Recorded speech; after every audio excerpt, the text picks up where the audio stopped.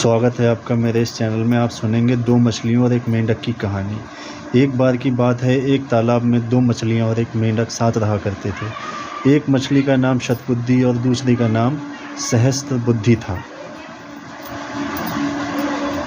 वहीं मेंढक का नाम एक बुद्धि था। मछलियों को अपनी बुद्धि पर बड़ा घमंड था, लेकिन मेंढक अपनी बुद्धि पर कभी घमंड नहीं करता था। फिर भी तीनों आपस में बहुत अच्छे दोस्त थे। तीनों इकट्ठे तालाब में एक साथ घूमा करते थे और हमेशा साथ रहते थे। जब भी कोई समस्या आती तो तीनों साथ मिलकर उससे निपटते थे। एक दिन नदी के किनारे से मछुआरे जा रहे थे। उन्होंने देखा कि तालाब मछलियों से भरा हुआ है। मछुआरों ने कहा, हम कल सुबह यहाँ आएंगे और बहुत सारी मछलियाँ पकड़कर ले जाएंगे। मेंढक ने मछुआरों की सारी बातें सुन ली थीं। वो तालाब में मौजूद सभी की जान बचाने के लिए अपने दोस्तों के पास गया। उसने शतबुद्धि और सहस्त्रबुद्धि को मछुआरों की सारी बात बताई। एक बुद्धि मेंढक ने कहा, उन्हें अपनी जान बचाने के लिए कुछ करना चाहिए। दोनों मछलियाँ कहने लगीं, हम मछुआरों के डर से अपने पूर्वजों की जगह छोड़कर नहीं जा सकते। दोनों ने फिर कहा, हमें डरने की ज़रूरत नहीं है, हमारे पास इतनी बुद्धि है कि हम अपना बचाव कर सकती हैं। वहीं एक बुद्धि मेंढक ने कहा, मुझे पास में मौजूद एक तालाब के बारे में पता है जो इसी तालाब से जुड़ा है।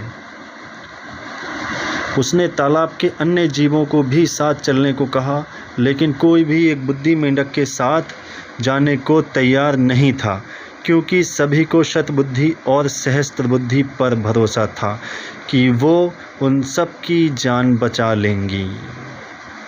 मेंढक ने कहा, तुम सब मेरे साथ चलो, मछुआरे सुबह तक आ जाएंगे। इस पर सहस्त्रबुद्धि ने कहा, उसे तालाब में छिपने की एक जगह पता है। शतबुद्धि ने भी कहा, उसे भी तालाब में छिपने की एक जगह मालूम है। इस पर मेंढक ने कहा, मछुआरों के पास बड़ा जाल है, तुम उनसे नहीं बच सकते हो।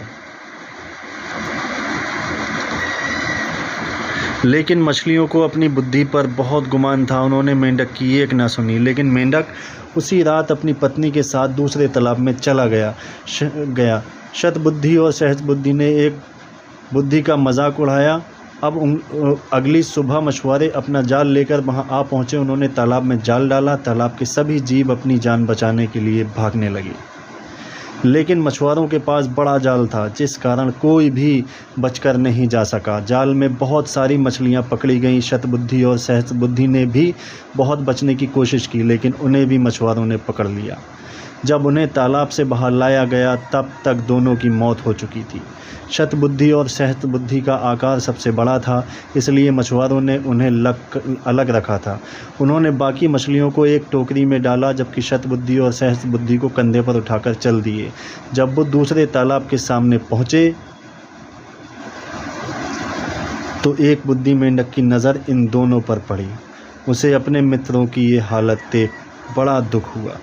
उसने अपनी पत्नी से कहा कि काश इन दोनों ने मेरी बात मान ली होती तो आज ये ज़िंदा होती। कहानी से ये सीख मिलती है, कभी भी अपनी बुद्धि पर किसी को भी घमंड नहीं करना चाहिए। एक दिन यही घमंड जानलेवा साबित हो सकता है। धन्यवाद।